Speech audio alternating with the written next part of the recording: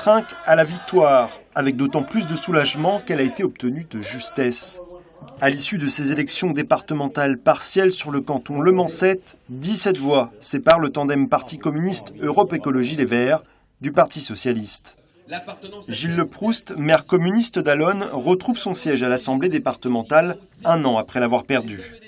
Pour moi, j'y trouve un encouragement encore supérieur à continuer à travailler, à aller sur le terrain, rencontrer les habitants, redonner de la confiance dans la chose publique et politique. C'est à cela que je vais m'atteler avec Hélène au conseil départemental, comme je peux le faire comme maire de la ville d'Allonnes, je crois.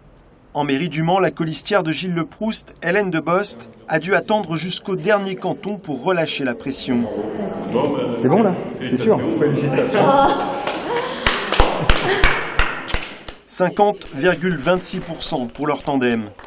L'élu écologiste en profite pour tacler les candidats Sylvie Tolmont et Paul Létard. Les socialistes, arrivés deuxième à l'issue du premier tour, avaient refusé de se retirer. Ils exposaient du même coup l'issue du vote aux électeurs de droite. On a récupéré des voix en fait sur le Mans par rapport à la semaine dernière.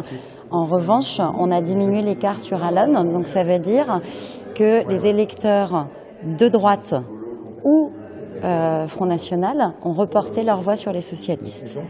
Pour la première fois en Sarthe, Europe Écologie Les Verts fera donc son entrée à l'Assemblée départementale. De leur côté, les socialistes ne seront restés qu'un an au conseil départemental.